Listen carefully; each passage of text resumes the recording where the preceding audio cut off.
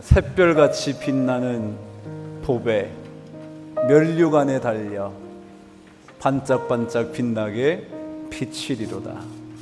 어린아이들 때 불렀던 찬송이지만 우리가 주님의 면류관에 매달린 아름다운 보석이 되기를 꿈꾸면서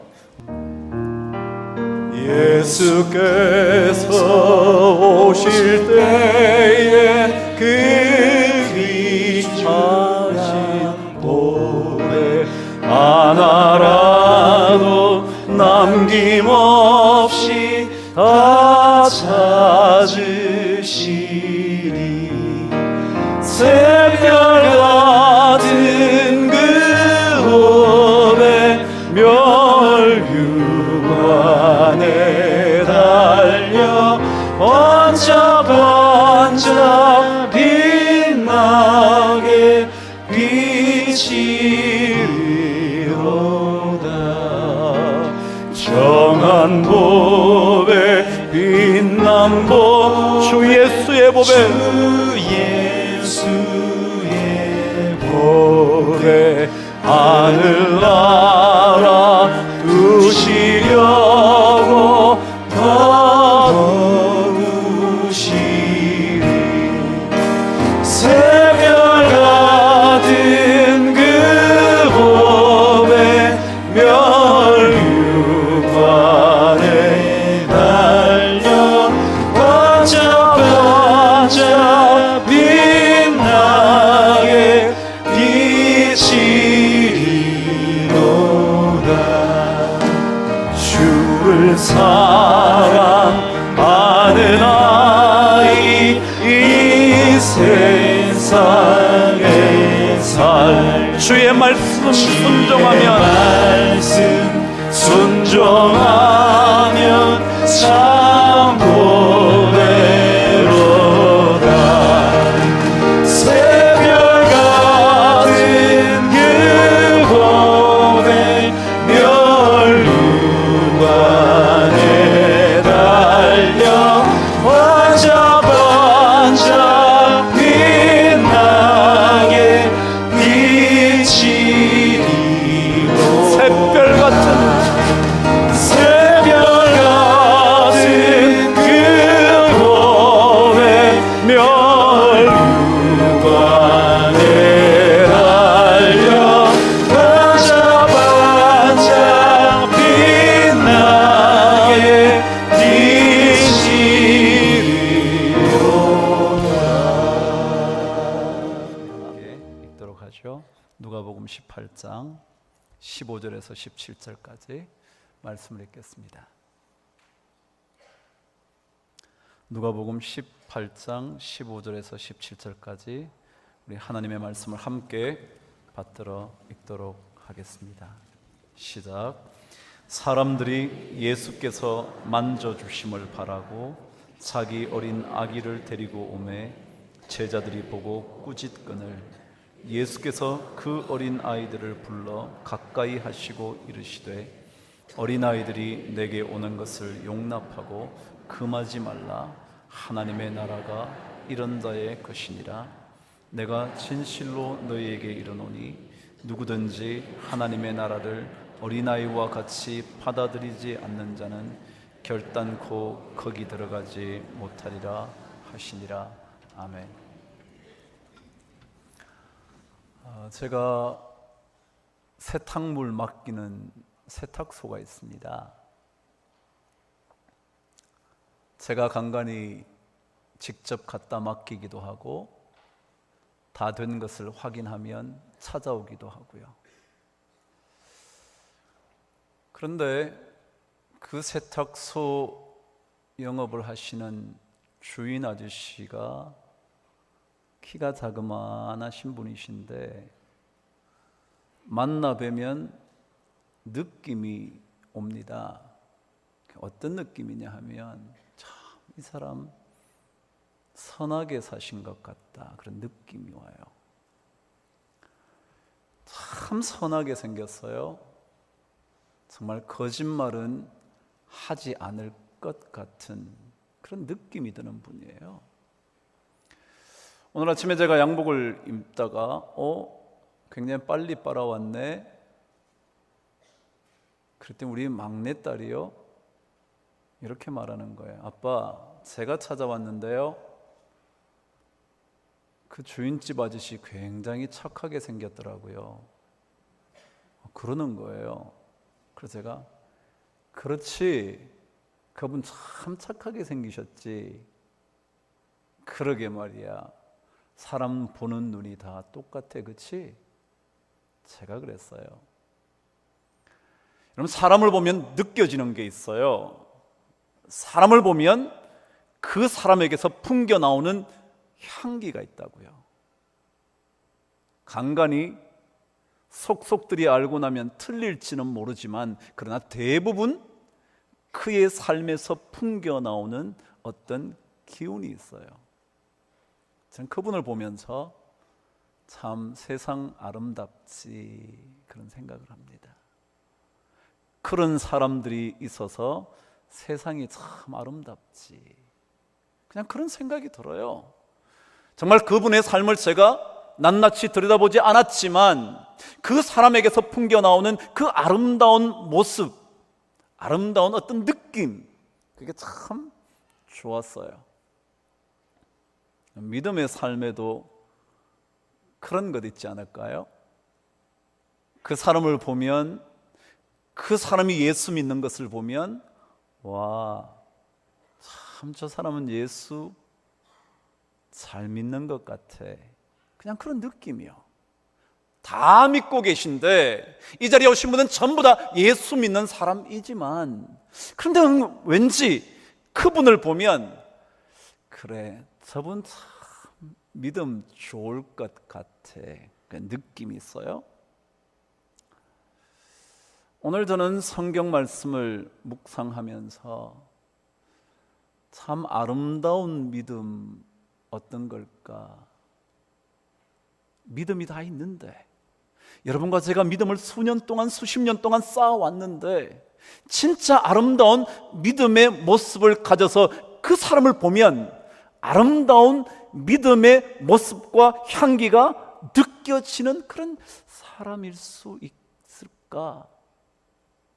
그 말씀을 묵상하게 됐습니다.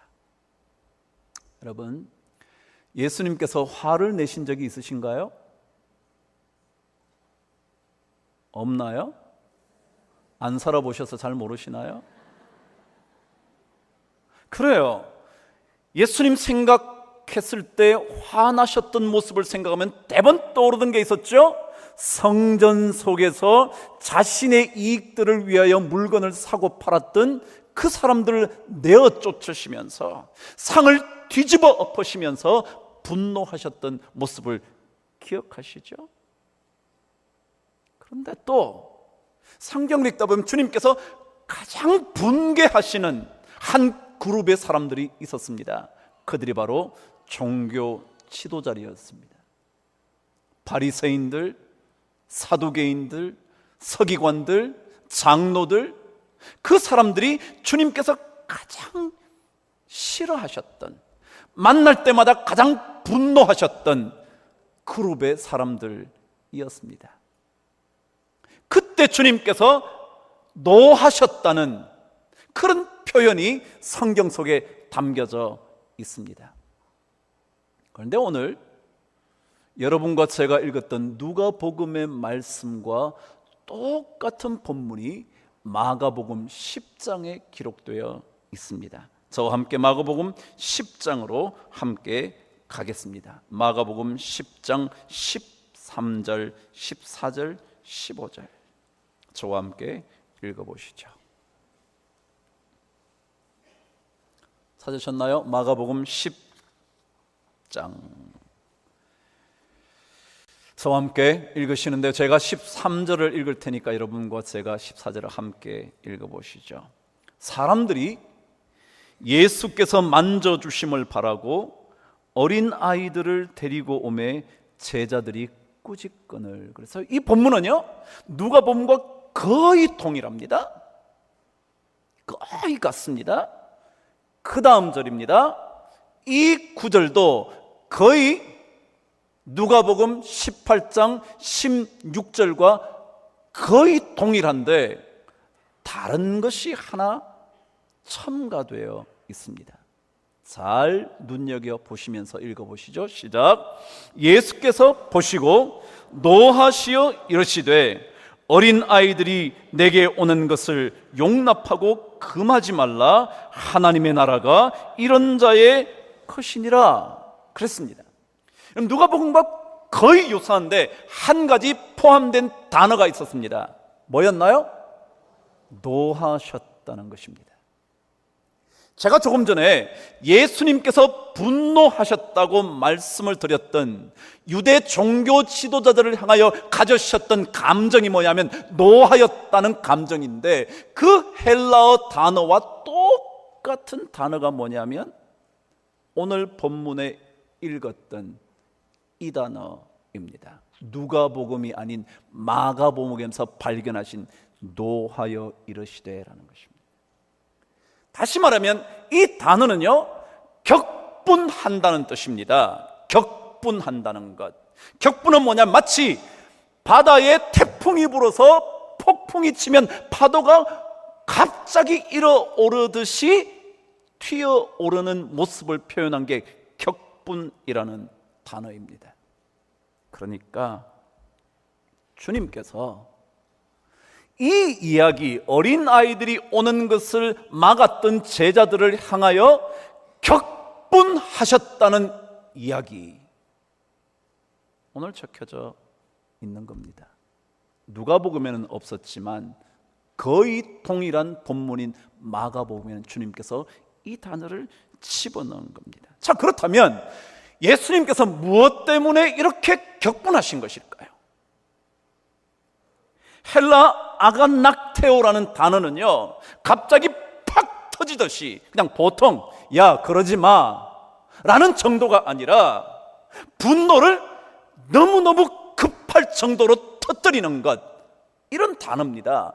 왜 주님께서 어린아이를 안고 오는 부모들을 막아섰던 제자들을 향하여 이렇게 격분한 걸까요?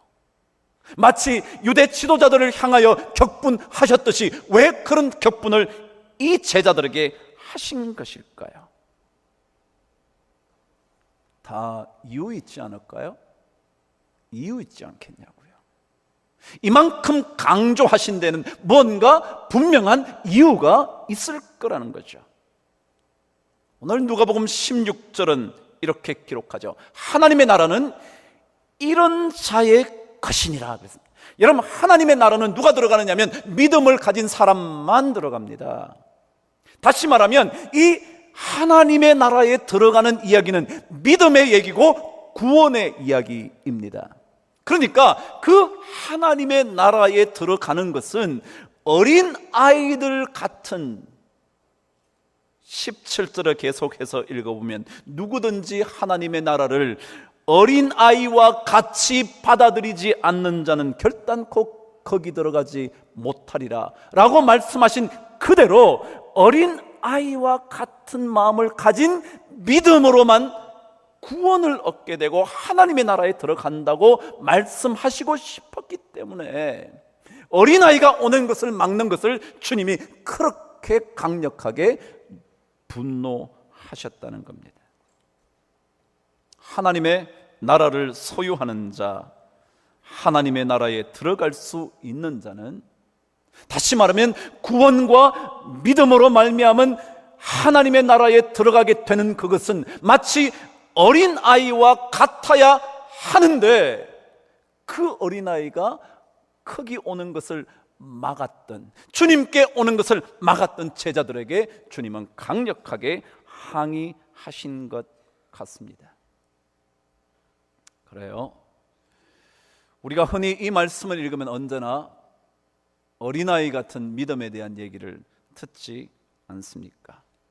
자, 그렇다면 정말 아름다운 믿음, 정말 어린아이 같은 순결한 믿음, 그런 거 어떤 걸까? 정말 어떤 사람에게 이런 믿음의 아름다운 향기를 우리가 경험하게 될까?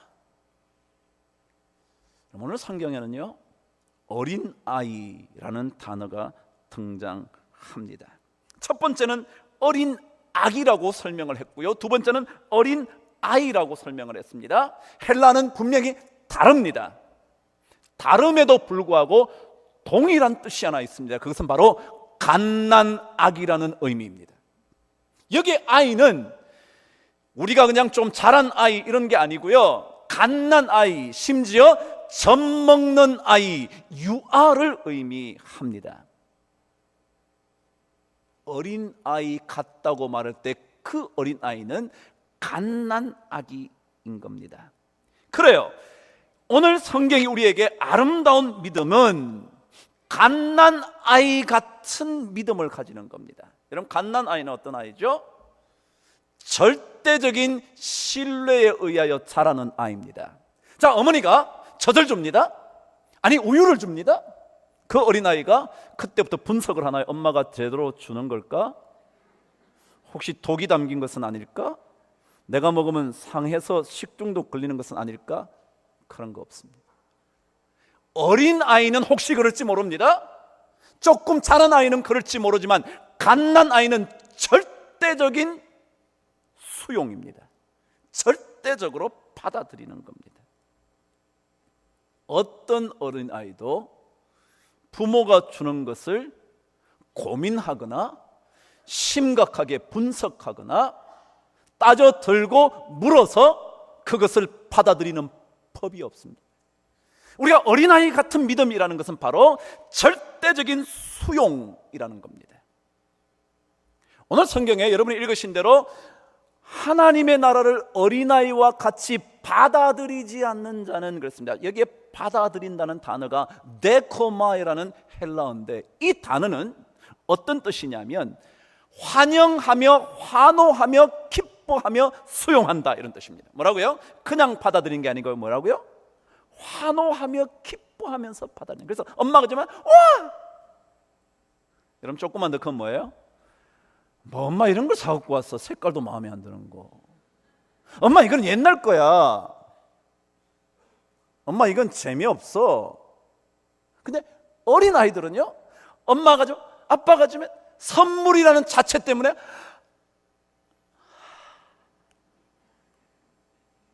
그래서 여기에 데코마이라는 단어는 히브리어를 번역한 헬라어 70번역에서는요 언제나 기뻐하다, 라차라는 히브리어로 기뻐하다는 단어를 번역하면 언제나 이 단어 데코마이로 바꿨다는 거예요.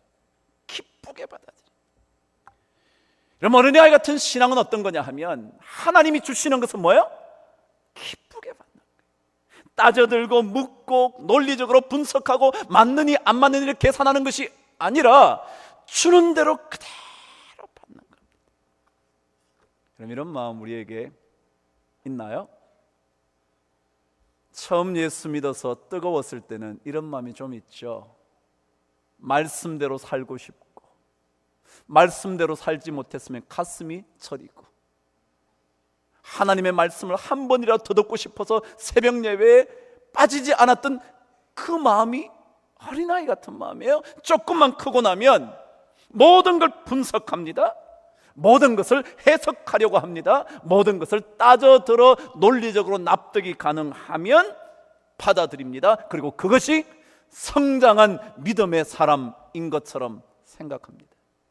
주님은 그것에 대하여 격분하신다는 겁니다. 그냥 아이처럼 고스란히.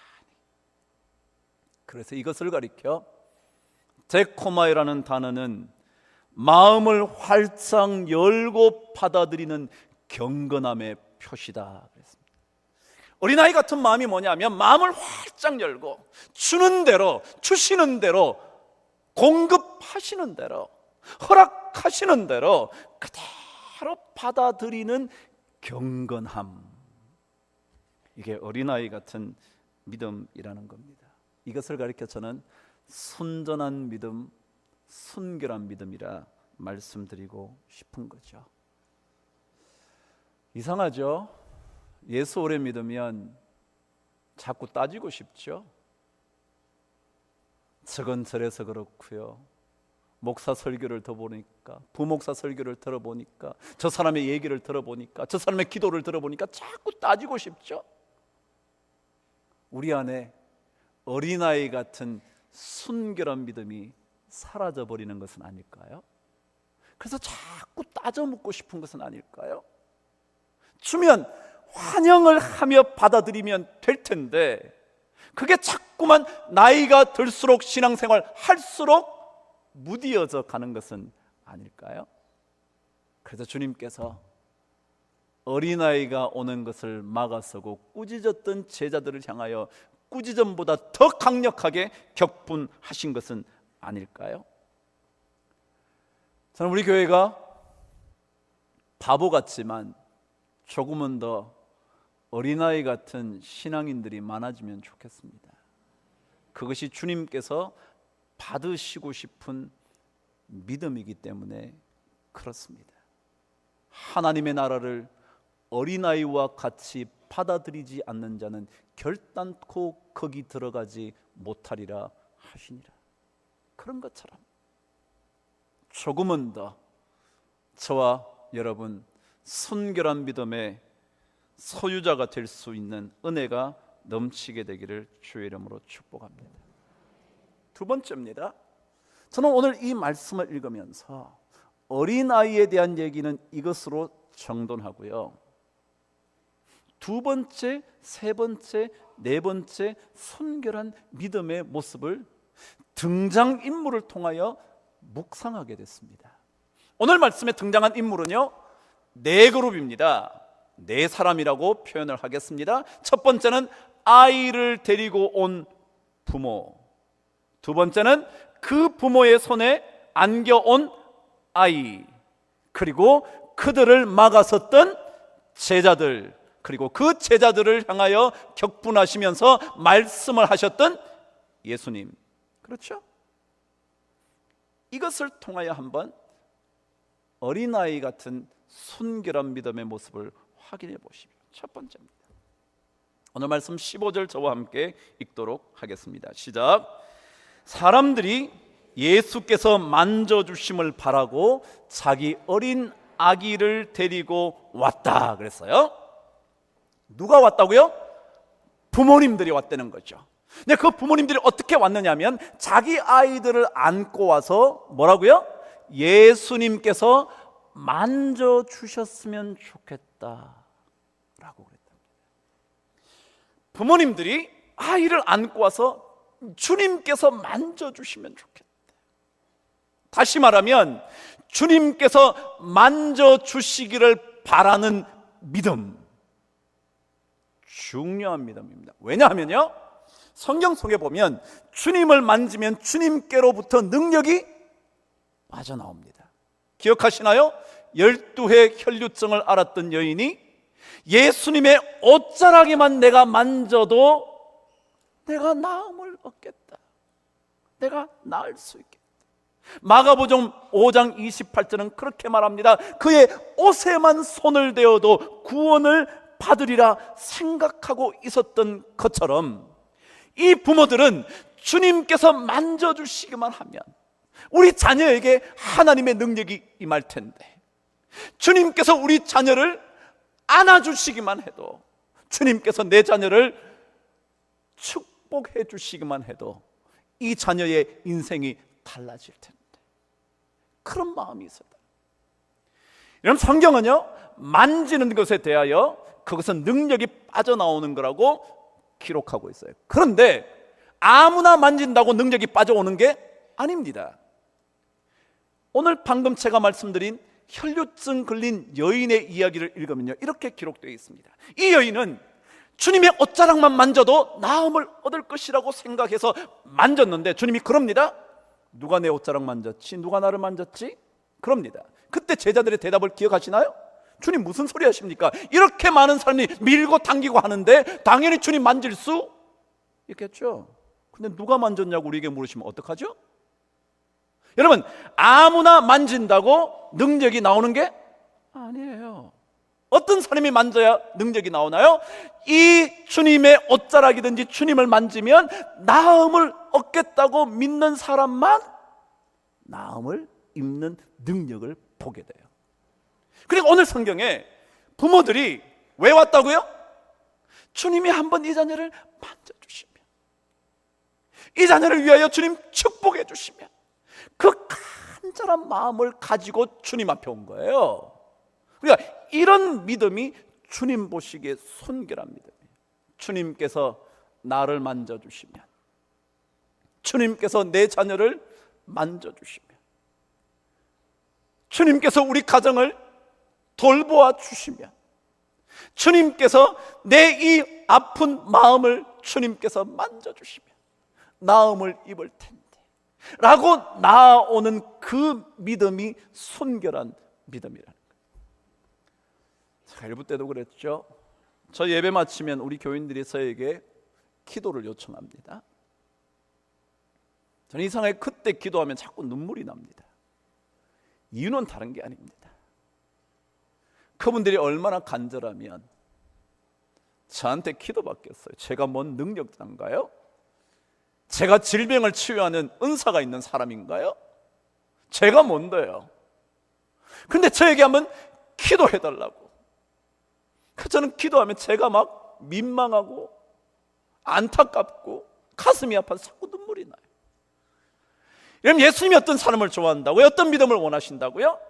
주님이 한 번만 만져주면, 주님이 나를 한 번만 안아주시면, 주님이 내 마음을 한 번만 건드려 주시면, 그 마음을, 그 믿음을 주님은 순결한 믿음이라 말씀하시는 겁니다. 우리에게 이런 마음이 있다면 수십 년 믿음의 삶을 쌓아왔어도 주님께서 내 마음 만져주시면, 주님께서 내 자녀를 안아주신다면, 그러면 정말 우리 자식이 달라질 텐데. 여러분, 그 마음이 있으면 주님께로부터 능력이 빠져나올 줄 믿습니다. 그 믿음을 주님께서 원하신다는 거죠. 세 번째입니다. 이런 마음을 가지고 주님 앞에 나아온 부모들을 향하여 막 꾸짖는 제자들, 그들을 보면서 이들의 삶을 뒤집어 보면서 거기에서 순결한 믿음의 또 다른 모습을 발견하게 됐습니다. 여러분, 제자들이 왜 꾸짖죠? 이유가 뭐죠? 꾸짖는 고난이 왜 있죠? 무엇 때문에 이 부모들을 꾸짖는 걸까요?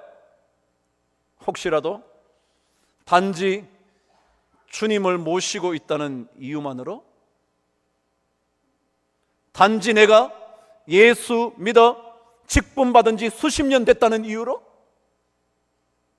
내가 장로되어서 이 교회에 이만큼 헌신했다는 이유로?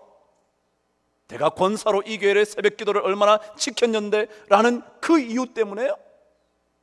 단지 주님과 함께 있다는 그것이 고난이 되어서 그들이 주님께 오는 것을 함부로 꾸짖을 수 있다고요? 그래요. 저는 이 말씀을 보다가, 그렇지, 우리가 주님보다 앞서지는 말아야지. 앞서지는 말아야지. 주님보다 앞서지 않으려고 하는 믿음, 이거요. 이게 얼마나 우리에게 소중한 믿음인지 몰라요. 우리는 조금만 믿음 생활 오래 하면 저희들이 판단하죠. 저희들이 다 하죠. 저희들의 생각이 많아지죠. 그리고 저희들이 생각하고 생각해서 결정을 내리고 기도한 것은 단지 내 생각대로 주님께서 움직여 주기를 원하는 기도가 되어버리죠. 이런 어려운 문제가 생겼을 때 여러분 먼저 주님 앞에 기도부터 하시나요? 아니면 생각부터 하시나요? 생각하다가 기도하시나요? 아니면 어려운 일을 닥치면 먼저 하나님께 물어보나요?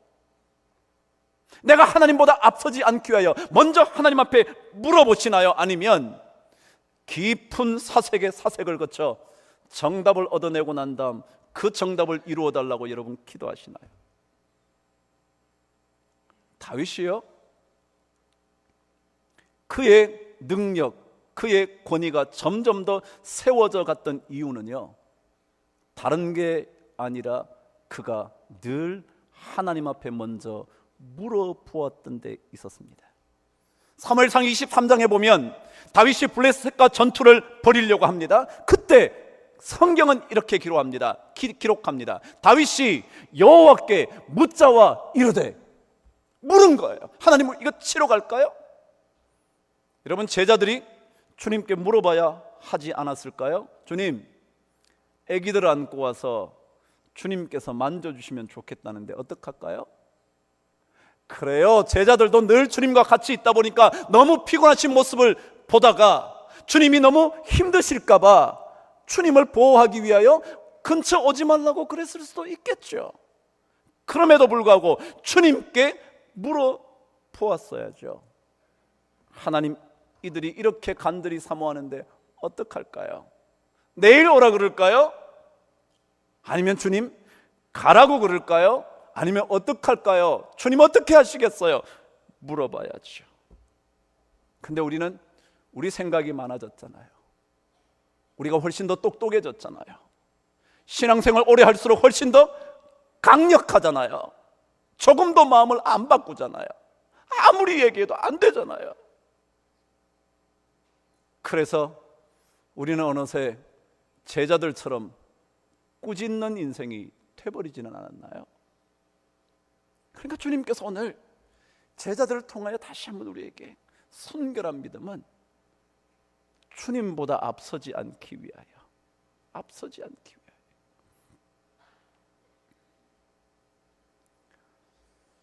하나님께서 원하시는 마음이 그런 마음인 것 같습니다. 주님보다 앞서지 않기 위하여 몸부림쳐야 합니다. 여러분과 제가 똑똑해질수록, 여러분과 제가 신앙생활을 오래 하면 할수록, 교회에 섬기면 섬길수록, 그래서 점점 더 교회 안에 입지가 탄탄해질수록 정말 그때 하나님 앞서지 말아야지, 그 마음을 우리가 늘 가질 때 그것을 주님께서 순결한 믿음이라고 보시는 것 같다. 그렇지 않았다면 주님께서 구태여 꾸짖는 제자들을 향하여 그렇게 격분하실 일은 없었을 테니까요. 그래서 우리가, 여러분과 제가 조금 더 신앙생활 오래 하면 할수록 정말 주님보다 앞서지는 말아야지, 몸부림치는 은혜가 있게 되기를 주의 이름으로 축복합니다. 마지막입니다. 주님께서 그 제자들의 꾸짖는 모습을 보시면서 들려주신 이야기 16절 저와 함께 읽겠습니다. 시작. 예수께서 그 어린 아이들을 불러 가까이 하시고 이르시되, 어린 아이들이 내게 오는 것을 용납하고 금하지 말라. 하나님의 나라가 이런 자의 것이니라. 내가 진실로 진실로 너희에게 이르노니 누구든지 하나님의 나라를 어린아이와 같이 받아들이지 않는 자는 결단코 거기 들어가지 못하리라 하시니라. 예수님의 말씀이었습니다. 이 예수님의 말씀 전에 주님의 모습 하나 기록해 둔 게 있습니다. 이렇게요. 예수께서 그 어린 아이들을 불러 가까이 오게 하시고 그랬습니다. 불러 가까이 하셨다. 불러. 원어 성경에 보니까 가까이 하시고라는 원어가 없습니다.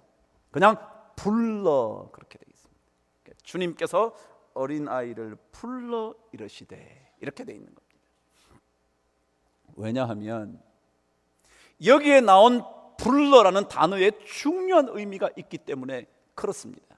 그게 뭐냐면 보통 헬라어로 부른다는 단어는 칼레오라는 단어입니다. 아직 건 몰라도 됩니다. 칼레오라는 단어인데 여기에 부르다는 단어는 프로스칼레오라고 프로스라는 단어를 붙였습니다.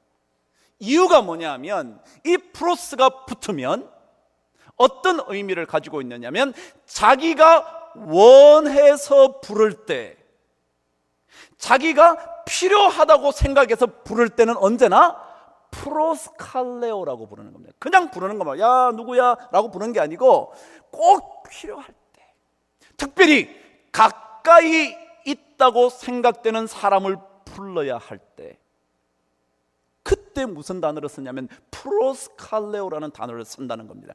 그래서 마가복음 13장 13절에 보면, 마가복음 3장 13절에 보면 주님께서 제자를 부르시는 말씀이 기록되어 있습니다. 이렇게 또 산에 오르사 자기가 원하는 자들을 부르시니, 원하는 자를 부르시니 그랬더니 왔다 그랬어요. 이때 부른다는 단어가 바로 프로스칼레오, 자기가 원하는 사람. 다시 말하면 주님은 누구를 가까이 하기를 원하시는가? 어린아이를 가까이 불렀다는 단어를 보다가 이 생각이 나는 겁니다. 이런 좋은 신앙이요, 향기나는 신앙이요, 정말 주님이 보시기에 순결한 믿음은 뭐냐면 하나님의 마음이 어떤가를 알려고 하는 믿음이라는 거예요. 왜요? 주님이 누구를 가까이 하는가? 주님이 누구를 가까이 하고 싶어 하는가? 주님은 누구를 부르시기를 원하시는가? 이것을 알아야 된다는 거예요. 근데 우리는 주님의 마음은 제쳐놓은 채 내 마음대로 하려고 한다는 거죠. 그래서 주님의 마음을 더 알아야 되는데, 주님께서 왜 죄인과 세리와 가까웠는지 그 마음을 알아야 되는데, 그들이 얼마나 고통 속에 있고 그들의 아픔이 누구에게도 말할 수 없는 아픔인데 그 아픔으로부터 건져내어야 하는 주님의 그 마음을 알아야 되는데, 그 마음을 모르니까 예수가 세리와 죄인들하고 장기와 같이 어울려 그렇게 지나는구나. 왜요? 누구 마음을 몰라서? 주님 마음을 몰라서. 그러니까 주님 마음을 알면 그 아이들이 오는 것, 아니 그 아이를 안고 안수라도 받고 싶어 안아주시기라도 바라고, 아니 만져주시기만 바라는 그 마음을 알았을 텐데 주님의 마음을 모르니까 그들을 꾸짖는 거예요. 주님께서 부르셨다는 단어는 그분께서 가까이 하고 싶어서 부르시는 거예요. 그 마음을 알아야 되는 거예요. 그래서 오늘 성경은 불러라는 단어, 가까이 오게 한다는 단어는 없는데도 불러 가까이 하시고라고 설명처럼 덧붙여 놓은 거예요. 그럼 주님께서 어떤 사람을 가까이 하실까요? 어떤 사람이요? 우리가 주님의 마음도 모르면서 우리 마음대로 하는 사람이요? 그래서 신앙생활 꽤나 잘해서 어느 누구에게도 밀리지 않을 만큼 탁월함을 돋보이게 하는 그런 사람들이요? 아니요. 주님의 마음이 어떤 걸까? 주님의 마음을 묵상하는 사람, 그런 사람이 순결한 믿음을 가진 향기나는 사람이라는 것. 오늘 저와 또 말씀을 묵상했네요. 참 어려운 이야기죠. 그러나 또다시 한번 우리 예수님의 마음을 한번 생각하면서 내 생각보다 그분 생각이 앞서도록 그분에게 길을 열어드리는, 그리고 어린아이처럼 기뻐하며 수용할 수 있는 그런 경건한 삶을 한 주간 살아가실 수 있게 되기를 주님의 이름으로 축복합니다. 기도하겠습니다. 하나님 아버지, 정말 세상 마지막 때를 살아가는 능력이, 세상 마지막 때를 이길 수 있는 능력이 믿음인 줄 믿고 오늘 이 자리에 온 모든 성도들에게 어린아이와 같은 순결한 믿음,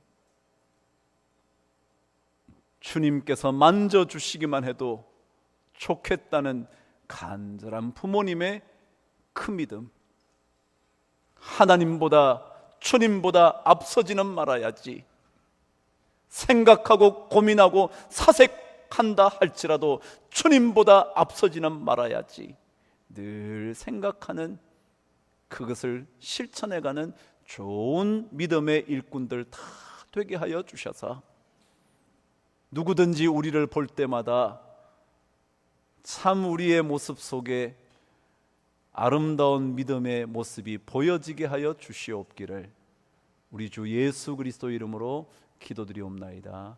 아멘.